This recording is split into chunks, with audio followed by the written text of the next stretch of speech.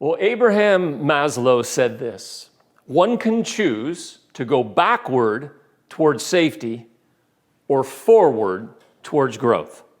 Growth must be chosen again and again. Fear must be overcome again and again. You know, when my kids were young, my family and I were flying home from Portland, and we were in the terminal before getting on the plane. It was a little commuter crop duster kind of plane. And I was looking at this guy who was standing next to me in the line, and he's obviously a nervous flyer. He's sweating, he's walking, he's pacing, he's talking to himself. The sweat is actually shooting straight out of his pores like he had sprung a leak. He's walking, just so nervous. He's a walking, sweating, shaking example of the power of debilitating fear. I wanted to put my hand on his back and tell him it was going to be okay, but I didn't have a squeegee handy. I'm thinking as we're getting on the plane, if he sits close to me, I'd like to watch what's going to happen as we take off. I'm a sick kind of person. Fear is an interesting thing to watch. It was just overwhelming him, and I sit down in my seat, and because good luck was with me, he sits down across the aisle, one row in front of me for my perfect viewing pleasure. I am a blessed man and a sick man all at the same time. My son, who was 13 at the time, and my daughter, who was 10, sit right behind him, and they have no idea what is going on. I have been observing this guy all by myself. They are innocent. And as we're getting ready to taxi down the runway, this guy keeps looking back violently at my son. He's glaring at him, and I'm thinking, what's going on here? Well, this is what was going on. My daughter was sad and playing the adolescent, the world is coming to an end game because she was leaving her cousin, and nothing in the world could be as sad as that. And my son was trying to cheer her up by mimicking a flight attendant reading, from all things, the emergency card in the front seat pocket. What happens if the plane goes down? I'm not joking. This is a true story. He was reading it dramatically, making my daughter laugh, forgetting her overwhelming sadness. He had no idea the guy right in front of him, what he was going through. He's reading very loudly things like, assume the crash position, tuck your head between your legs, and in case of an unlikely event of a water landing, these seats will somehow become your life-saving raft. And now I'm understanding why this guy's looking back at my son with murder in his eyes. Well, the right thing to do was to inform my son of the situation, but I didn't. I need help. As the plane took off, this guy is flying the plane with both armrests. His legs are stiff, his back arched, and he was one miserable human being. He drank an orchard full of wine on the short flight, and when we landed, he could barely wake up, and he stumbled off the plane. Fear is an interesting and debilitating thing. Fear takes away the gift of the moment. This man missed the gift of this beautiful flight where we saw Mount Hood and Crater Lake and Mount Shasta and Yuba City. Well, most of it was beautiful. You know, the most frequent command in the Bible is to not be afraid. Listen to the beautiful words from Jeremiah. But blessed is the one who trusts in the Lord, whose confidence is in him. They will be like a tree planted by the water that sends out its roots by the stream. It does not fear when heat comes. Its leaves are always green. It has no worries in a year of drought, and it never fails to bear fruit. Let me read Abraham Maslow's words again. One can choose to go backward towards safety or forward towards growth. Growth must be chosen again and again. Fear must be overcome again and again. The point of this message is this: we can let fear stop us from growing in our faith. And many times it stops us from doing the most important things. Fear of lack of resources, fear of danger, fear of failure, fear of it's going to be too hard, fear of what people will think. Fear stops us from seeing miracles. Fear stops us from accessing the power of God. Fear stops us from accessing the love that God calls us to give. Fear messes with our peace of mind. The Apostle Paul faced many scary situations, yet he said, for God has not given us a spirit of fear, but a spirit of power and love and a sound mind. The fact is, we cannot remove the fears and the risks from our lives. Life is composed of a series of fears and risks. Being born, leaving the house, driving, making friends, getting married, having kids. That's a real scary one. Careers, health, being a Sacramento Kings fan, fighting injustice, goals, dreams, doing God's will. They're all risks. Why has God put us in a risk-oriented kind of world? Well, here's the answer. Because he wants us to learn to live by faith. That's how we grow. He wants us to grow in our faith. He wants us to learn to trust him. So here's the case study today. Here's the case study. It's a familiar story, but we're going to dive a little deeper into this story. It's Exodus chapter 14. The children of Israel are pinned up against the Red Sea. And when they had an opportunity to be tested in their faith, they respond not in growth, but in fear.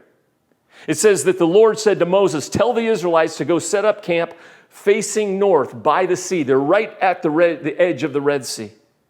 And God tells them, Pharaoh will think the Israelites are just wandering around. The desert is blocking their escape. I will make Pharaoh so stubborn that he will pursue them. Then because of what I do to Pharaoh and his entire army, I will receive honor and the Egyptians will know that I am the Lord.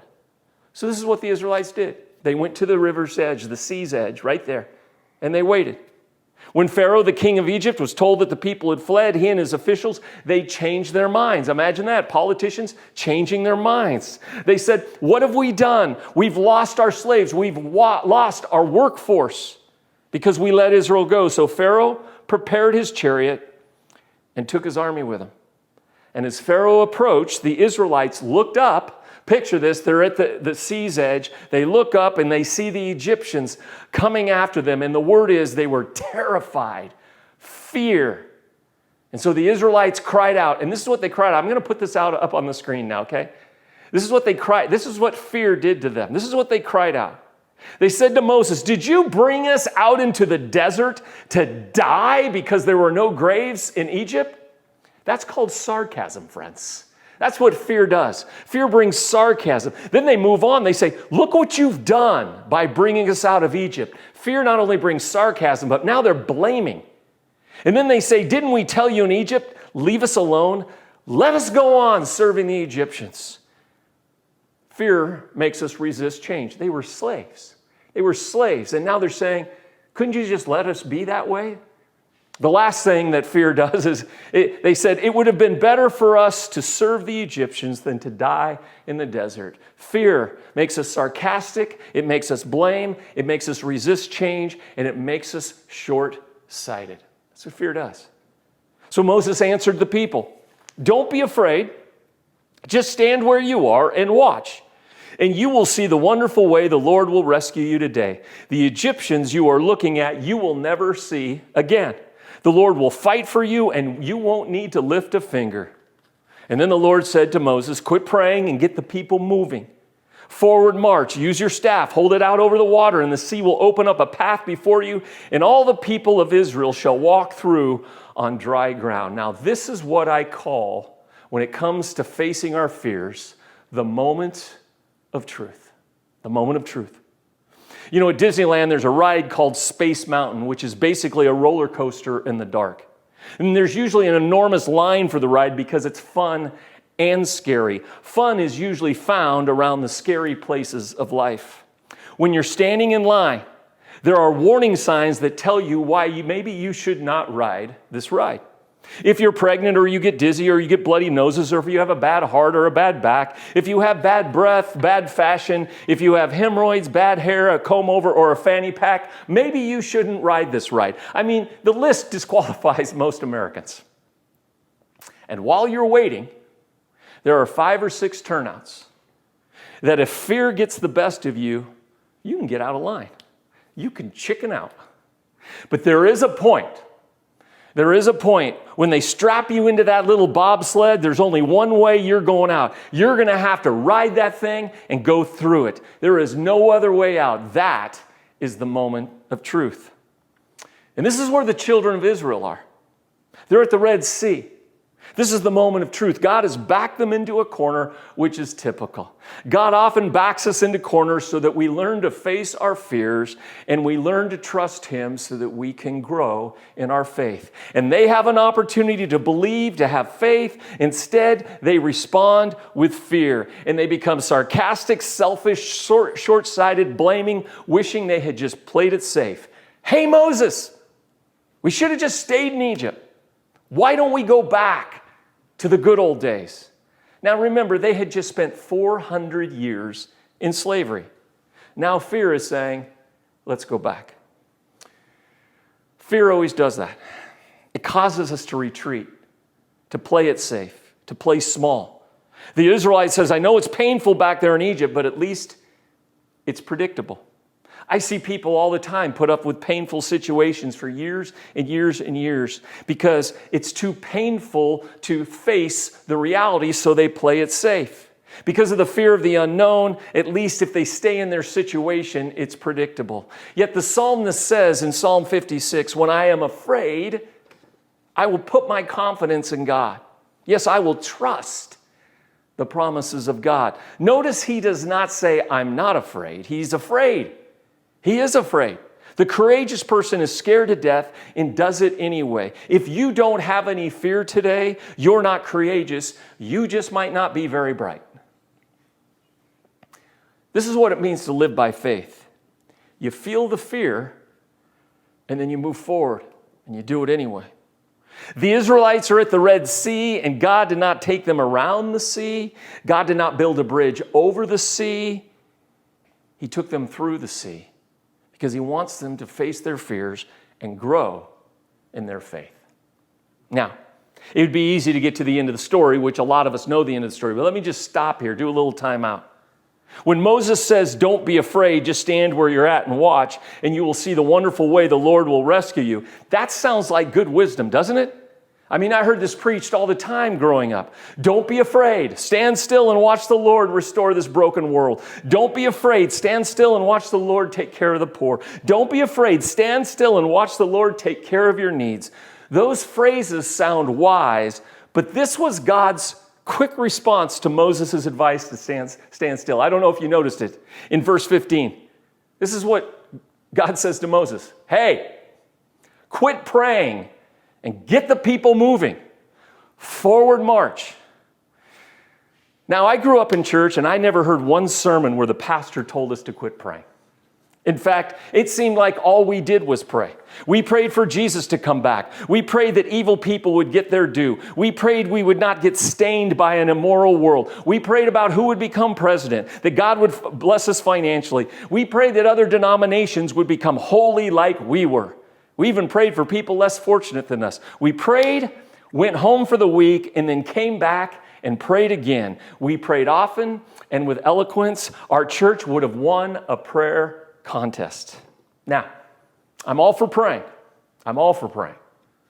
Because praying is where I gain my intimacy with God. Praying is where I get my power to live, where I gain wisdom, where I find peace, where I experience rest. Prayer is the foundation of my life in faith. So why did God tell Moses to quit praying?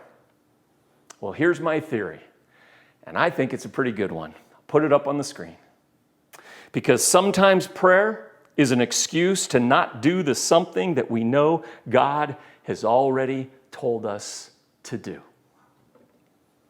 I've learned in my life, there are things, hang in here, I've learned in my life there are some things I don't have to pray about. Serving the poor, caring for orphans, taking care of widows, loving my neighbor, forgiving my enemy, being a father to the fatherless, clothing the naked, mentoring single moms, tithing, simplifying my life, overcoming addictions, rescuing young women and children who've been sex trafficked, fighting injustice. These are things I don't have to pray about whether it's God's will or not. In fact, God spoke through the prophet Isaiah, which our church is named after, Isaiah 58. God spoke through the prophet Isaiah and said this. These are God's words. When you lift your hands in prayer, I will not look at you. No matter how much you pray, I will not listen. See that justice is done. Help those who are oppressed, give orphans their rights, and defend the widows. This may be blasphemy today, but I would like to challenge the American church to pray less and do more. Get out of your prayer meetings and go help someone. Leave your worship services and feed someone. Cut your committee meetings in half and build a shelter. Cancel your women's teas and your men's breakfast and rebuild a widow's home, or mentor a child who has no father. I'm almost done ranting, and then we'll continue with the story. God says, go do those things that you know you don't have to pray about doing. And then God says, and while you're doing those things, while you're fighting injustice, while you're doing all those things, pray.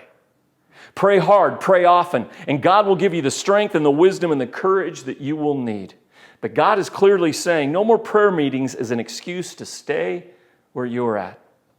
Jose Zayas says this. I love these quotes. He says, action without prayer is arrogance. Prayer without action is hypocrisy. I love this. I don't know who said this. I wish I could anyway, I don't know who said it, but they said, give a man a fish and you'll feed him for a day. Give him a religion and he'll starve to death while praying for the fish. Frederick Douglass, who escaped slavery and did amazing things, he says, I prayed for 20 years but received no answer until I prayed with my legs. It's a Native American proverb that says, call on God, but row away from the rocks while you're doing it. And then Mother Teresa says, prayer begets faith, faith begets love, and love begets service on behalf of the poor. Now, back to Moses. Back to Moses and the people at the sea's edge. Let's get really personal and practical right now, okay? What is your Red Sea?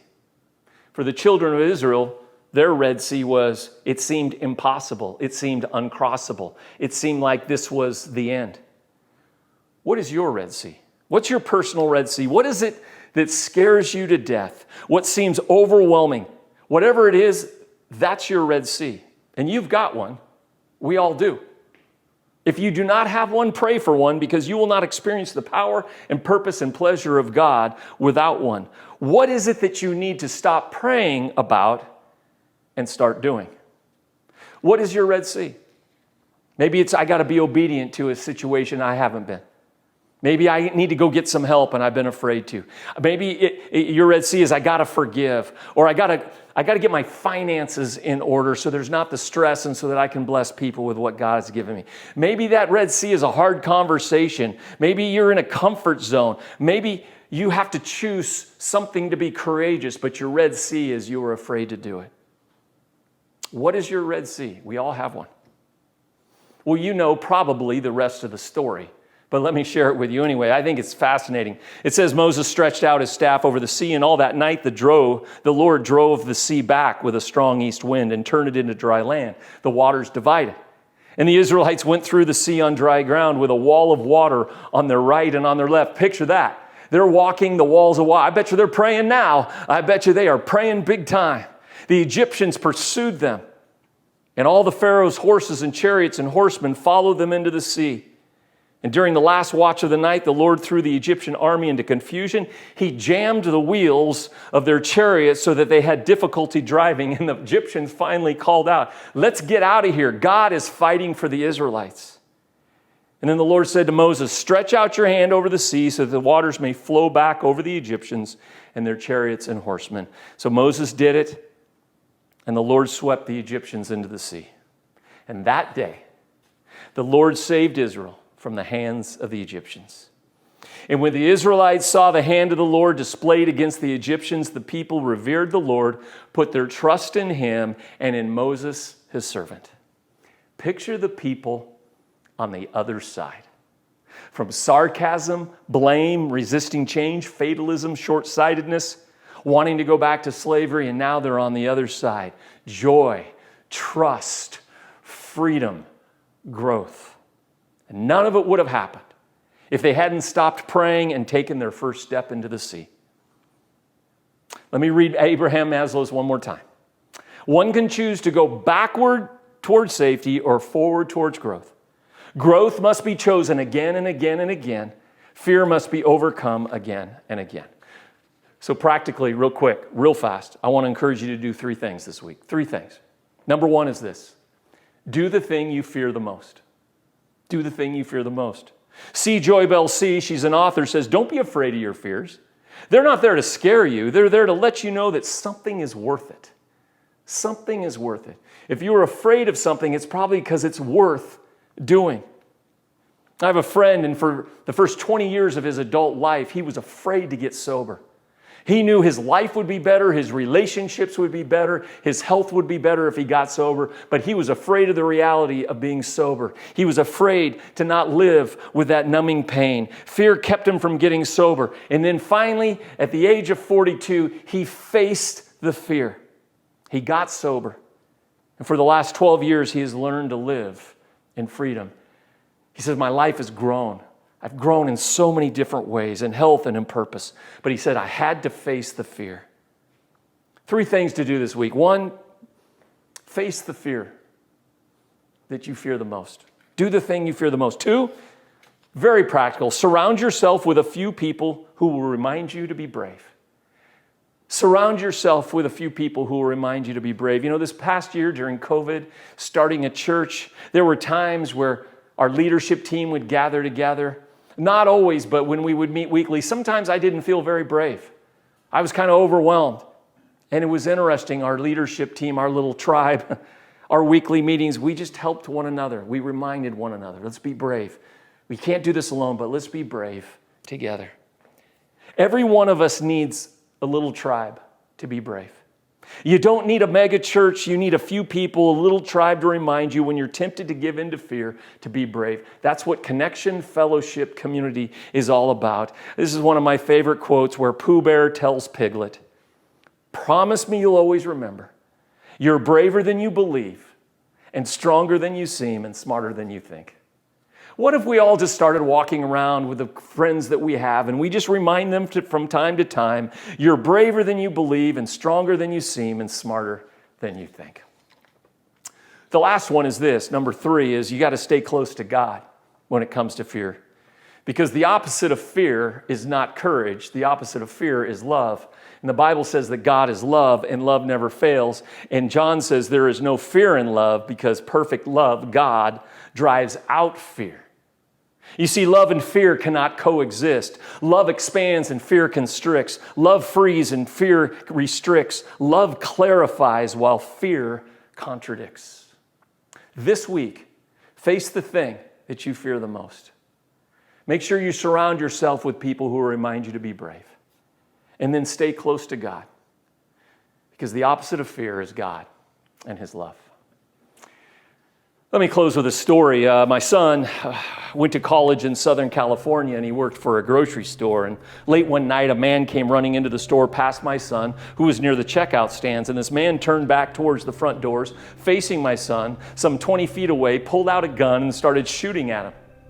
The man was actually shooting at a policeman who had run into the store chasing this man, but my son was caught in the crossfire.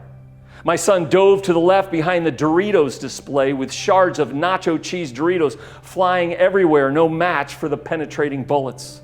Meanwhile, the sound of the shattering of the sliding glass doors at the front of the store left my son dazed and deaf. My son said everything moved in slow motion like a scene from The Matrix. Long story short, my son, who we call now Superman, avoided the bullets while the policeman eventually took the man down. My son, a little shaken but overall fine, had to sit in the police station all night giving reports about what he saw. That night, my son met an interesting couple. They were from the state of Washington, and the husband taught accounting at Washington State University. They were people of faith and had always wanted to teach at a Christian university. The school my son attended wanted to hire him, and he wanted to take the job, but his wife was afraid, full of fear about moving to Southern California because it seemed like a dangerous place to live. The university said, well, why don't you just come down and check out the place? So they did. They landed at the airport, and while driving to the hotel, they decided to stop by a local grocery store to pick up some snacks. When they drove past the front of the store, bullets started hitting the side of their rental car. Yes, the same bullets my son was dodging inside. This couple had been in Southern California for less than 2 hours, and their worst fears were coming true. They seemingly had become a part of a Hollywood movie. The couple came out rattled but unharmed, and they were also required to go to the police station to tell their story. And this is where their paths crossed with my son. After they told my son the story, he thought, well, that sealed the deal. They're never going to take the job. They're never coming to Southern California. After giving reports, everybody went their separate ways. About 3 months later, my son was working one late night at the grocery store, and he turns down an aisle and he sees the woman from Washington. Bonded by flying bullets, my son runs and gives her a big hug and asks her what she's doing there. And she said they had decided to take the job and move to Southern California. And this is what she told my son: we were not going to let some random act of violence keep us from doing what God wanted us to do. And here's the line: we were not going to let fear have the last word. I love that couple. The phrase "fear not" is found 365 times in Scripture. Why? Because we're going to need one for each day of our lives. We're going to need that phrase. So this week, friends, this week, whatever your Red Sea is, face it. Hang around people who will remind you to be brave. Stay close to God. His love casts out all fears. And this week, remember this brave couple. Remember the brave couple from the state of Washington who would not let fear have the last word. And remember Moses and the Israelites at the sea's edge. For friends, love and fear often collide. They're opposite dimensions, the great divide. Love so generous, deep, vast, wide. Fear suffocating, causing many to hide. Love and fear, they're going to battle with you daily. Love offers peace and gives away freely. Love says surely, while fear says maybe. Love and fear. This week, it's our choice. Life is about learning to decipher each voice. Love found in the silence, fear in the noise. Love bringing new dreams, fear stealing our joys. Fear is a suffocating disease. But love, God's love, expansive, powerful enough to split the Red Sea. For friends, there is no fear in love, for perfect love drives out all fear.